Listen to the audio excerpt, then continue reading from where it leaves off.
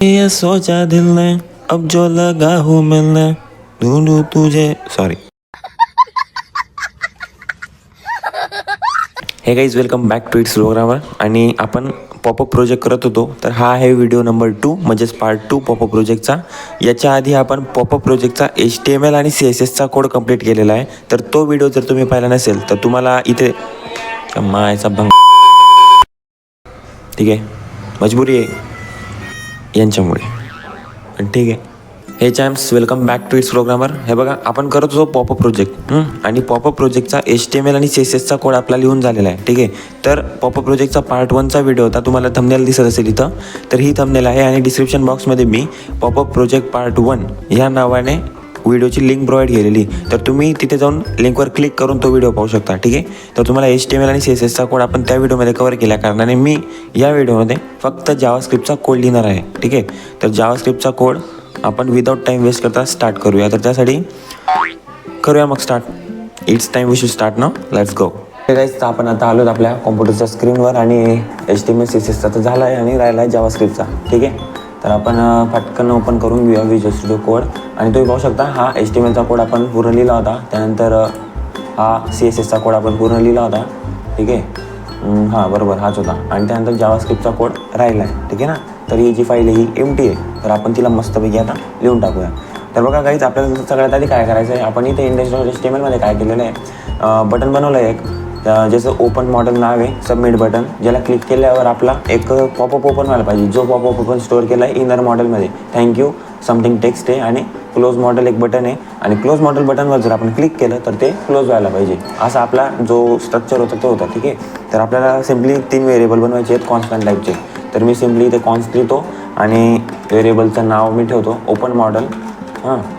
Okay, open मॉडेलच ठेवतो.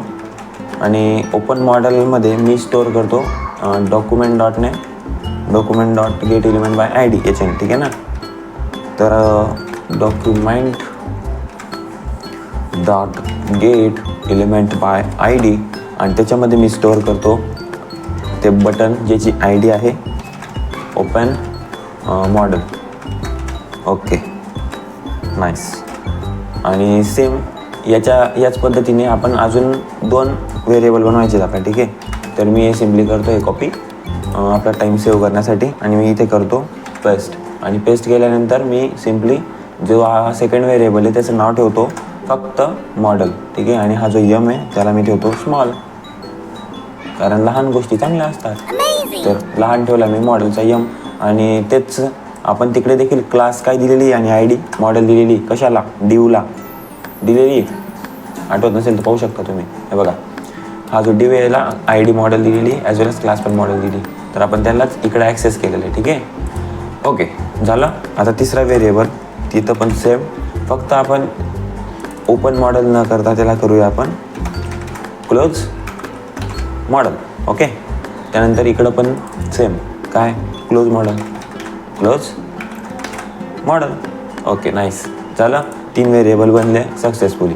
आता आपल्याला काय करायचं आहे, आपल्याला आता लावायचं आहे क्लिक इव्हेंट. कशावर? ओपन मॉडेल या बटनवर. तर ठीक आहे, आपण लिहूया इथे ओपन मॉडेल आणि त्याला आपण लावूया क्लिक इव्हेंट. तर त्यासाठी आपण काय करू शकतो, डॉट ॲड इव्हेंट लिस्नर. आणि इव्हेंट लिस्नरमध्ये पॅरेंथेसिसमध्ये एक मध्ये कॉमा असतो आणि लेफ्ट साईडला इव्हेंटचं नाव क्लिक इव्हेंट आहे. आणि राईट साईडला आपण पास करूया एक फंक्शन, ज्याला आपण ॲरो फंक्शन पण म्हणतो.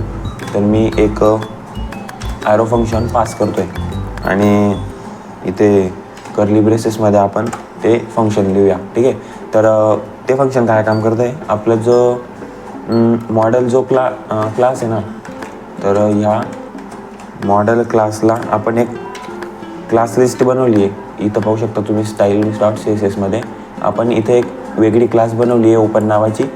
ती क्लास आपल्याला तिथे ॲक्सेस करायची. तर मॉडेल डॉट क्लास लिस्टचा आपण यूज करू, क्लास लिस्ट डॉट ॲड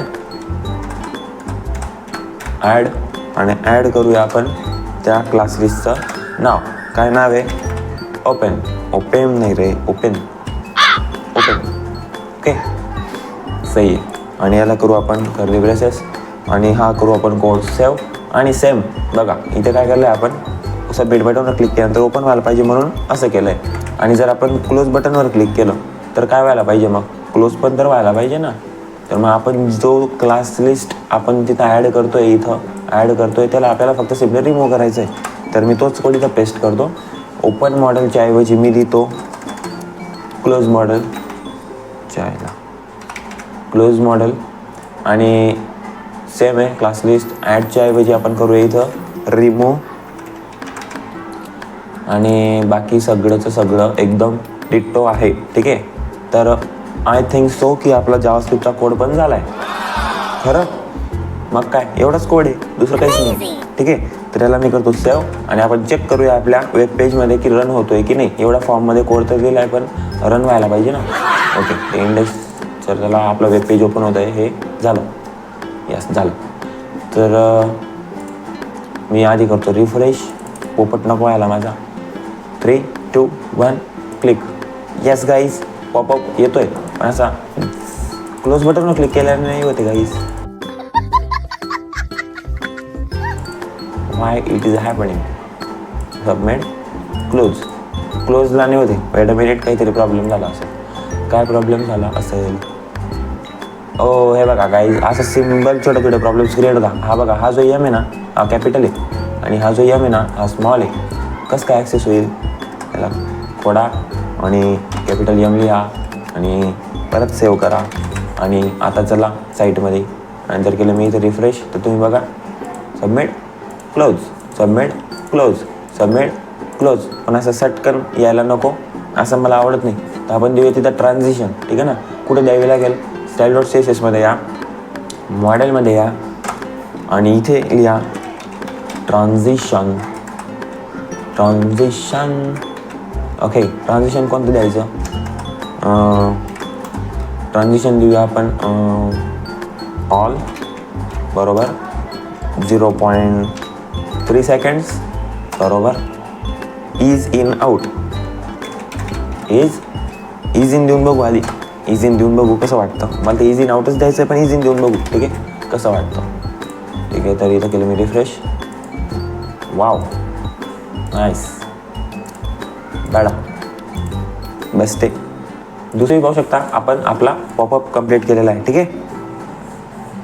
हे गाईज, कसा वाटला व्हिडिओ, कमेंट करा नक्की की व्हिडिओ कसा होता आणि पॉपअप प्रोजेक्ट जो आपण बनवला तो कसा होता. ठीक आहे. HTML आणि CSSचा कोडचा एक वेगळा व्हिडिओ होता आणि जावास्क्रिप्टचा एक वेगळा व्हिडिओ होता.